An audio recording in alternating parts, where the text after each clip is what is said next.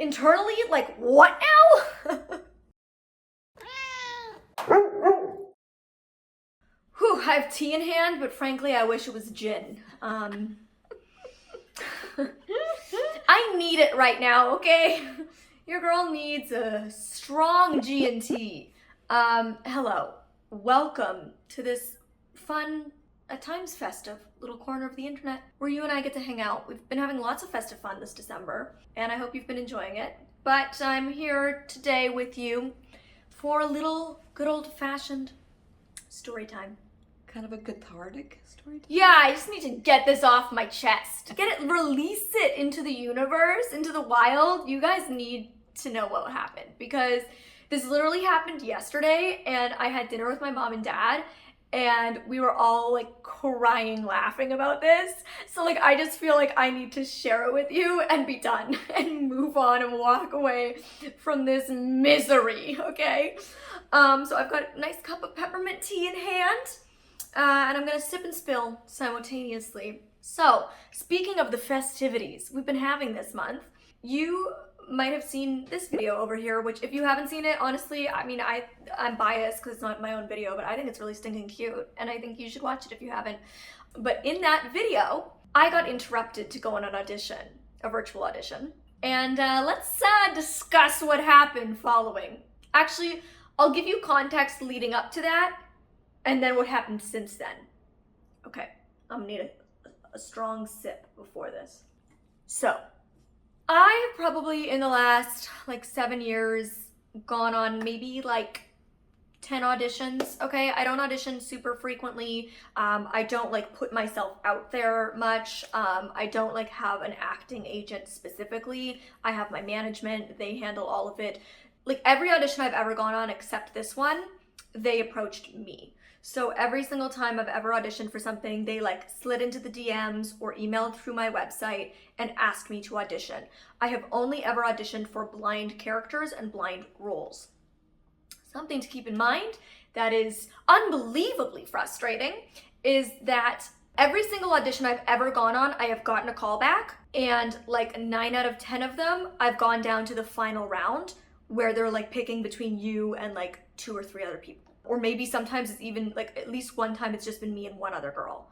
So it's really frustrating because, you know, I know that that's Hollywood and you don't get the majority of things you audition for, but you also don't get down to the final for the majority of things you audition for. So it's frustrating that the majority of things I audition for, I do actually get down to the finals, which tells me like I am at least somewhat skilled. I have at least somewhat of a talent in acting, which I would hope. I took acting classes for 10 years, okay? It was my childhood dream to be an actress. And so it is frustrating, but I just keep telling myself like eventually the right role will come and it will work out. I have so much tea. I promise you, a lot of the blind female characters you see on TV, I almost got. It's very frustrating. So people, like I will have people, like my followers send me shows all the time, be like, oh my God, have you watched this? There's a blind character and she reminds me of you. And I'm like, yeah, I almost got that role, but then I went to a sighted person. So it's pretty frustrating. But you know what? Like I just have to believe that eventually it's going to happen for me. And if not, then it wasn't meant to be, and that's okay too. I'm gonna keep, you know, taking auditions if they come my way. And, you know, such as life. It's a tough industry, and that's just a part of it. Rejection is a part of it. Anyways, this was, I think, the first audition that I submitted myself for. So one of my very good friends, B, you might have seen her in some of my past videos, like this one where we went to adopt Lavender. She's the one who drove there with me. So she's a very good friend, and she's on a lot of like casting lists. So she got sent this casting call for a blind woman ages 25 to 45. And she was like, you should apply for this. To be honest, I wasn't going to because I just am very busy right now. The holiday season is one of my busiest times of years between work and just like family and life stuff. And so I wasn't gonna bother. I had seen another casting call recently that I could have submitted for, but I just skipped it. By the way, that was my mom sitting down. You randomly heard that sound and are wondering. So It was just the chair knocking against the floor, nothing else. I said it was you sitting down. I didn't say it was anything else. Just in case somebody might think it's something else. Anyways, there was another audition recently that somebody else had sent me and was like, you should apply for this, because it was also looking for a blind woman that I like fit the description of, but it required me to self-tape an audition, and frankly I was just too busy and with the tight timeline I was like, no, I'm just gonna skip it. But I looked at this one and it was literally just like a short form. I filled it out in under 5 minutes. Like it was like name, email address, phone number, location, about your eye condition, and some photos. So I like attached 2 of my Instagram photos. Like I literally didn't even attach my headshots. Like I have professional headshots. I didn't even bother going out of my way to hunt down my headshots in my computer. I was like, oh, here's 2 of my Instagram photos that happen to be on my desktop right now, attached. Like I literally just didn't give it a second thought because I just kind of figured I probably would never hear back anyways. So that was Wednesday night. Friday afternoon, I get a text and they were like, hey, we're from the casting agency. Can you self-tape or jump on Zoom for an audition in an hour? And I was like, well, that's quick.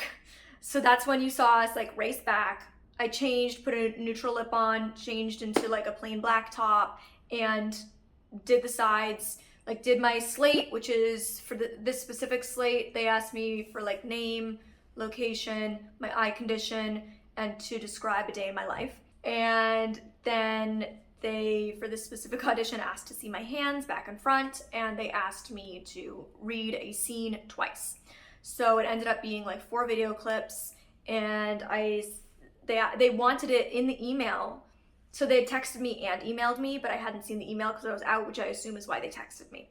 And when I read the email, it said the video clips for like a video audition, because I chose to do video over Zoom, because with Zoom, I had to do it at their specific time that they were available, which was like at 4:30, whereas self-taping, I could do it when I was available, which was like 3:30, because 4:30 is when my ticket was for the light show that I went to in that video directly after the audition. So I didn't want to be late for my light show, which we were a little late, but like not too late, you know? So anyways, that's why I chose to do the like self-tape.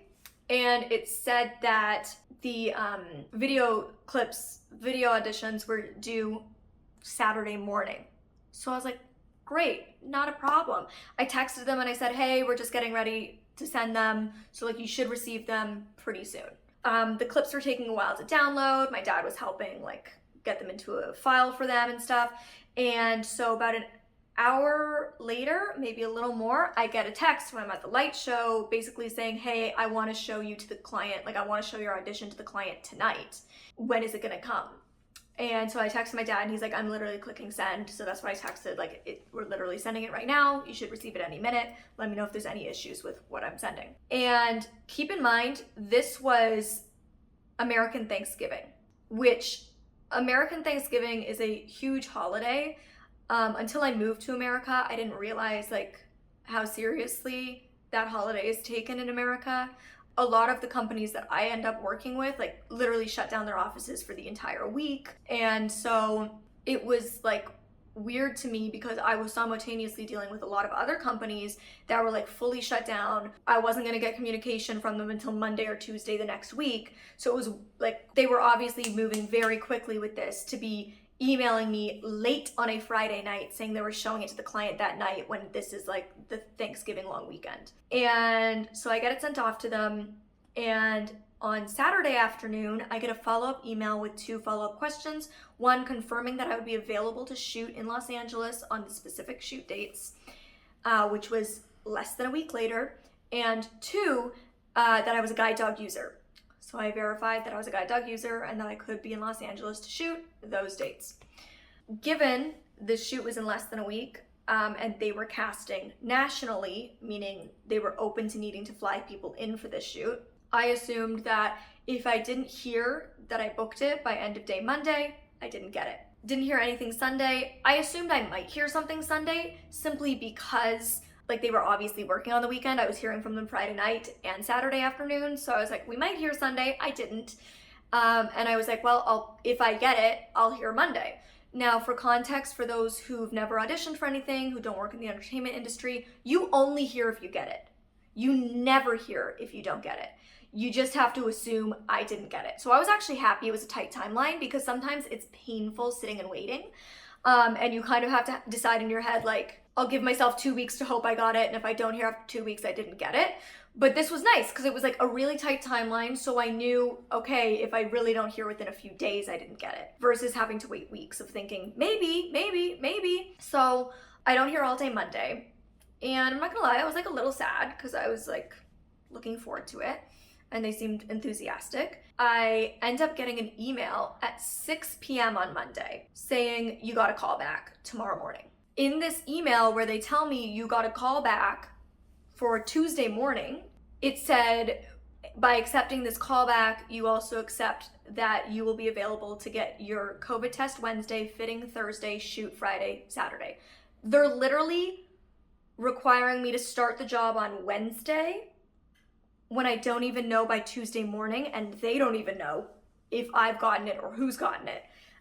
Knowing that most of the people auditioning, they're probably gonna have to fly in. Crazy tight timeline. Now, I know that commercial modeling specifically, or commercial acting specifically, can be very tight timelines.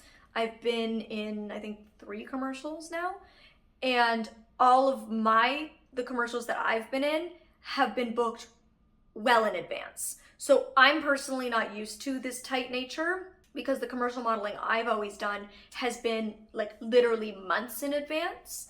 I've done commercial modeling for Dove, both print and commercial ad campaign. I've done commercial modeling for an Oscars commercial for Samsung, and I've done commercial modeling for Aerie. Actually, Aerie, I did 2 shoots. So I've been in like 4 different times. I've done both print and or commercial. All of those were booked months in advance. So I'm personally not used to the last minute nature of commercial work, though I have heard from industry people commercial work can be booked very last minute, though it just seems, in my opinion, like a hell of a lot of stress for both the brand whose commercial this is and for the casting agency who's responsible for casting for this, because people pay millions of dollars to have these big budget commercials created that we watch every single day, and to be not even sure of the star of your commercial on Tuesday when you're shooting it Friday and you need them in a fitting Thursday, and because of COVID you need them tested the next day, like it just seems hella stressful to me. But like I'm at their whim, so whatever, it's all good. And I see that they just like automatically slotted me in for 10:50 a.m. Well, I had a hair appointment, thanks Armene, to get this hair done. I needed to get my roots touched up, and I had a hair appointment at 10. So I messaged them and I said, hey, could I audition between 9 and 10 a.m.? Is there any chance you could switch my virtual audition slot because I'm busy? And they were like, no problem, just sign in anytime between 9 and 10 a.m. and we'll make it work. I was like, perfect. Now, this was like a very strange portal that I've never used before. It's like clearly specifically designed for like acting, for auditions, virtual auditions. So there's like this waiting room that you all get let into, and all of the actors, just like you would be, say like when I've auditioned, say like on a studio lot, like say Warner Brothers studio in Studio City, Los Angeles, when I've done those auditions, you're with all the other actors sitting in the waiting room, then they call you into your audition room. So it was like that. All the actors are like sitting in this virtual room together. You can all see each other, you can all talk to each other. And then there's the woman kind of coordinating the whole thing. I get in there and it was hectic, to say the least. It was very chaotic, very unorganized. And for example, by 10, somebody said, can I just get an ETA on when my audition's gonna be? And they were like, yeah, what was your original time slot? 8:20. So that's how behind this was. That's how hectic this was. And everybody was like, can I just ask when mine is? Because I've got to get to work. Can I ask when my audition's going to be? Because everybody was trying to like gauge, and everybody's like nobody wants to be difficult to work with. So I'm sitting there and she keeps giving people like an order. Okay, I'm going to do like Jonathan, then Samantha, then Emily, then Adam. Those are the next 4. And I kept not hearing my name. And so I text my contact and I was like, hey, I know they're running really behind. Are they still going to be able to slot me in before 10? And she's like, let me just remind the woman. I was like, thank you. So she obviously texts her, she sees the text, she's like, do we have Molly here? And I was like, yeah, I'm here. Now, this chunk of people that were all in the waiting room were auditioning for a different role for the same commercial. The role that I was auditioning for would be the lead.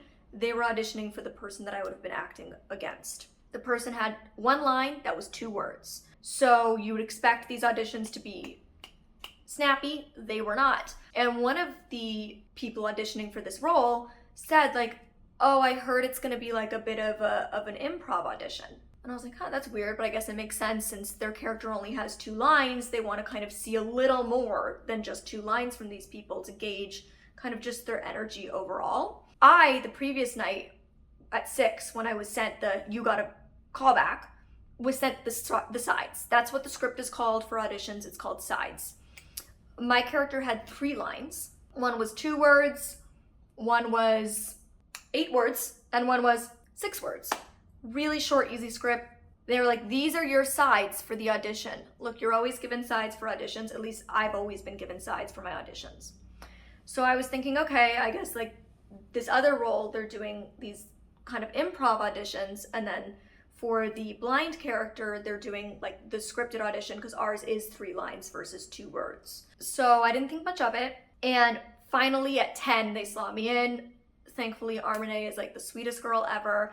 And I texted her and told her, and I had previously the night before texted her, I said, hey, I might have to be running late because of XYZ. Is that okay? And she said, yeah, no problem. So I already knew like it was okay. I pre-warned her. And so then that morning I texted her and said, hey, probably about 10 minutes out, I said, hey, it looks like I'm gonna be running a little bit late. And she again was like, no worries, just let me know when you're on your way. So she was very kind and understanding about it, which I very much appreciated. They finally call me in at 10 or a little bit after, and I enter the virtual room. They like click you in, you like zip on over. And again, at this point, they were only auditioning for the other role. They hadn't been auditioning the blind people yet. My original time slot was about an hour later than this one. And so I'm assuming they were trying to bang through for a couple of hours all that one character, and then in that next time slot, they were switching to all the blind characters. And so I get in there and they're like, okay, we're just gonna have you slate, just say your name. Which usually a slate is a little bit more than that. Usually a slate is like name, location, age, height, things like that. But whatever, they already had that for my first slate, so I didn't think much of it. I was just like, Molly Burke. And this is when all went to hell. So there's a bunch of people in the room, like, you know, there's the people from the brand, whose commercial this is, there's a bunch of people from the casting agency, what have you. But only 2 people are actually speaking. They're both male voices. And one was the director and one was the casting agent, the like head casting. They're like, okay, so I'm Rick, I'm your neighbor. Your neighbor is hitting on you. And I'm like sitting there and I'm like, internally, like, what now? WTF, like what is going on here? Because again, there was no Rick in the sides I was given for this audition, and I was never once by anybody told that this was an improv audition. I was specifically told, here are the sides for tomorrow's callback. And so in my mind, I'm immediately like, oh shoot, do they think I'm applying for that other role? Because I'm being slotted into the earlier time where they're only auditioning those other roles. Do they not realize I'm auditioning for the blind character because they can't see my guide dog in frame? It's literally like torso up. In the initial slate and in the form I filled out, it both times asked me to describe my vision.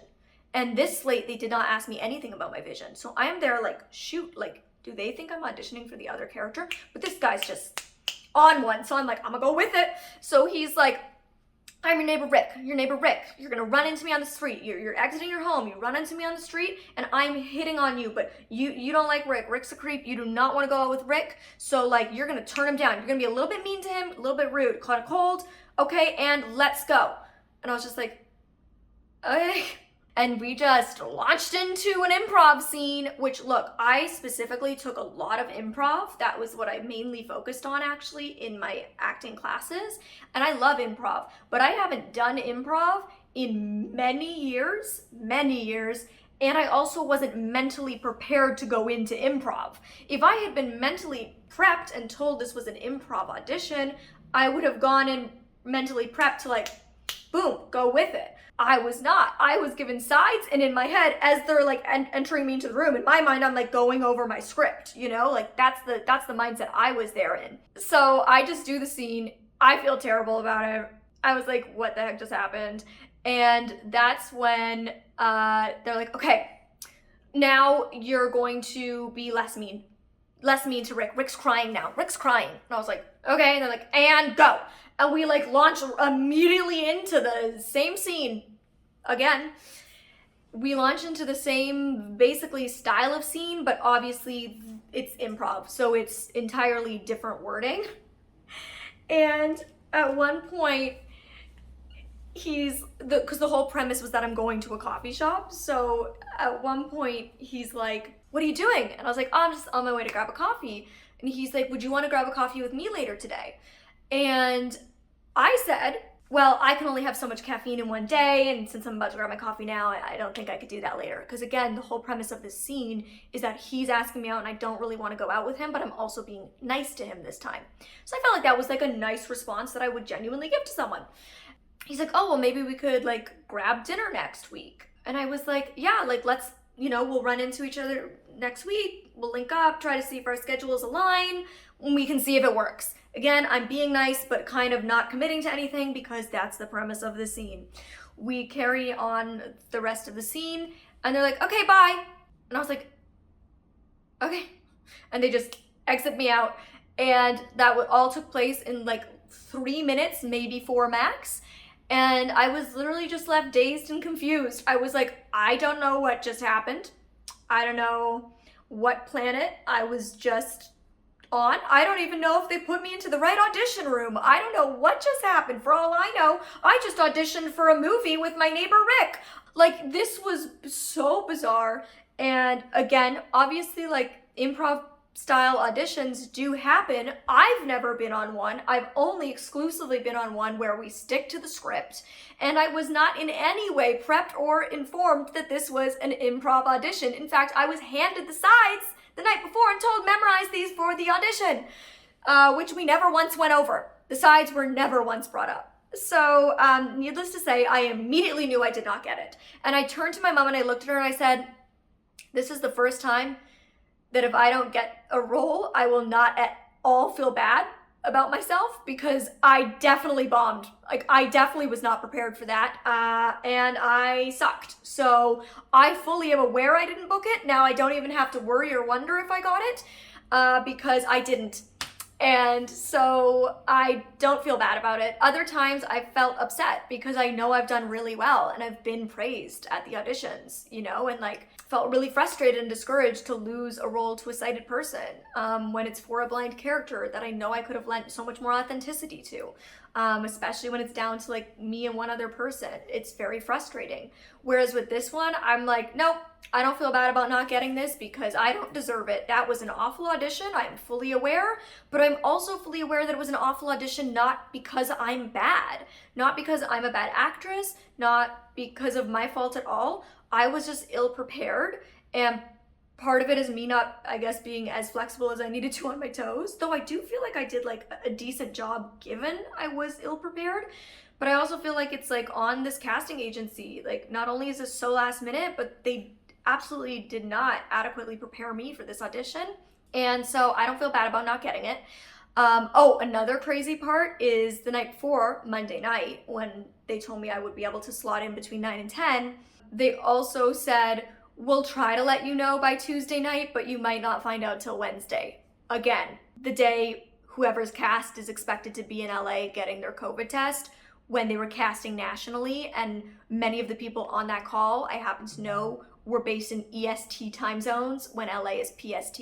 So like crazy to me that they would book somebody on Wednesday, fly them in, get them their COVID test, when people have to look over contracts. Like, this is a SAG commercial, and this is like, there's a lot of contracts that go into these things, negotiating fee and all of that stuff. So like, pretty wild to me. But all in all, that was my crazy audition, and that's how that went. So if you saw that video and you saw that I mentioned I was doing a last minute audition, You don't have to wonder if I got it. I didn't, my friends. Today is Wednesday. It's the evening. As you can probably tell, the light is probably changed throughout filming because the sun is setting.